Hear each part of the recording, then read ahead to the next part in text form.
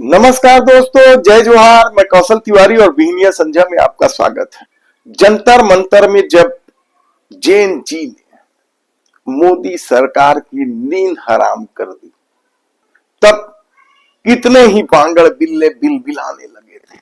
कोई इन्हें पाकिस्तानी कनेक्शन बताने लगा था, तो कोई इसे नेपाल और श्रीलंका के तर्ज पर इस देश की शांति भंग करने वाले तत्व बता रहे थे।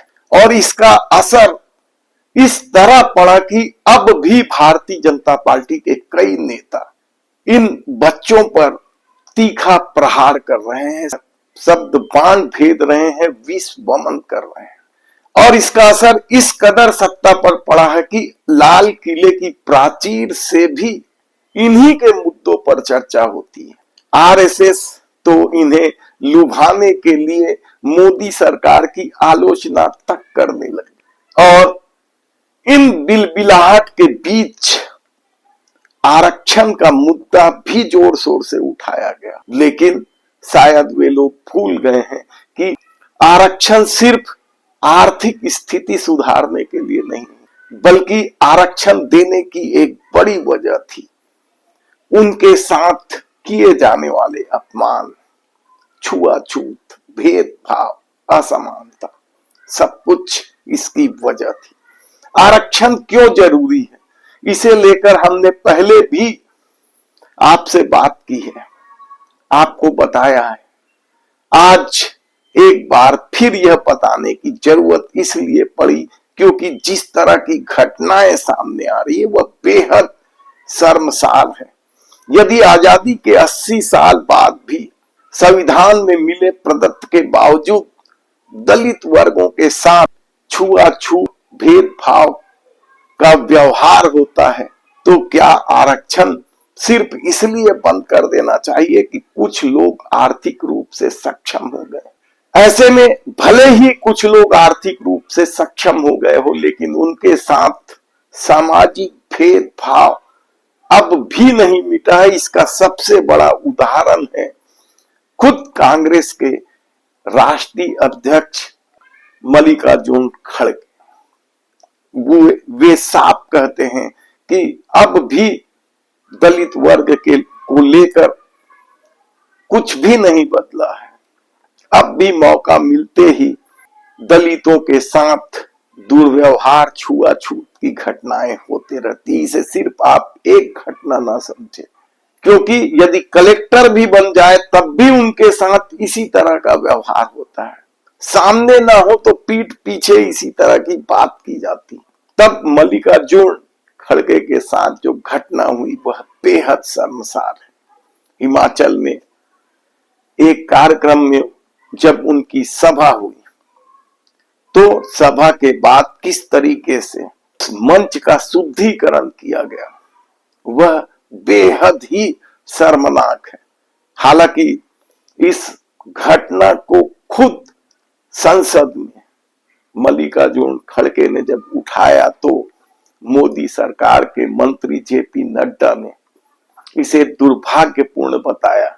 लेकिन आप सुनकर हैरान हो जाएंगे कि अभी तक इस मामले को लेकर न ठीक से एफआईआर हुई है, न किसी की गिरफ्तारी हुई। इसे लेकर कांग्रेस की प्रवक्ता सुप्रिया श्रीनेत ने संघ और बीजेपी पर निशाना साधा है।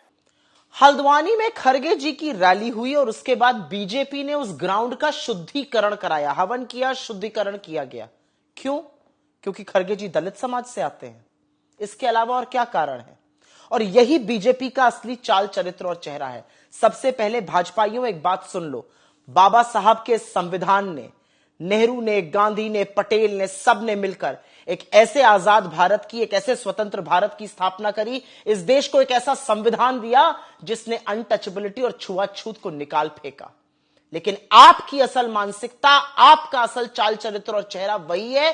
यही भाजपा और संघ की असलियत है। आप दलितों को दोयम दर्जे का, अनटचेबल मानते हैं। उनके आने पर आपने शुद्धिकरण किया और यह दिखता है आरएसएस की सोच में, यह दिखता है आपके एक्शंस में। आरएसएस का आज तक कोई भी प्रमुख सिर्फ और सिर्फ एक पर्टिकुलर वर्ग, एक पर्टिकुलर जात का है, ना कोई पिछड़ा बना, ना कोई दलित बना। इतने मुख्यमंत्री हैं आपके देश भर में, एक भी दलित समुदाय से क्यों नहीं है?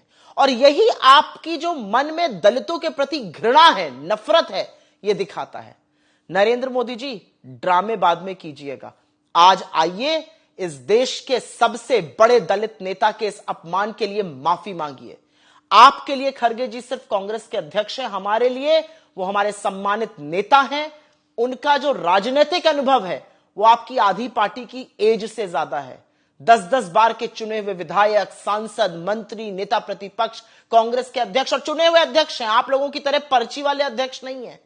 माफी मांगिए एक ऐसे व्यक्ति से जो अपनी सूझबूझ, अपनी कुशाग्रता और अपनी निष्ठा के बल पर एक ब्लॉक प्रमुख से बढ़कर आज कांग्रेस के सर्वोच्च पद पर बैठा है।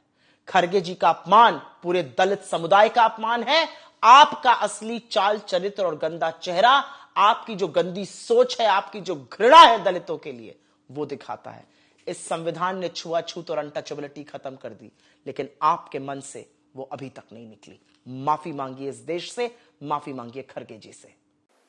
अब आप समझ गए होंगे कि आरक्षण क्यों जरूरी है। सामाजिक भेदभाव इस कदर इस देश में अपनी जड़ें जमा चुका है कि आसानी से इसका हटना मुश्किल है। और जब तक सामाजिक भेदभाव नहीं मिटेंगे, आरक्षण लागू रहना चाहिए। यदि आपने हमारे चैनल को सब्सक्राइब नहीं किया है तो प्लीज सब्सक्राइब कर लीजिए, बेल आइकन का बटन दबा दीजिए। धन्यवाद।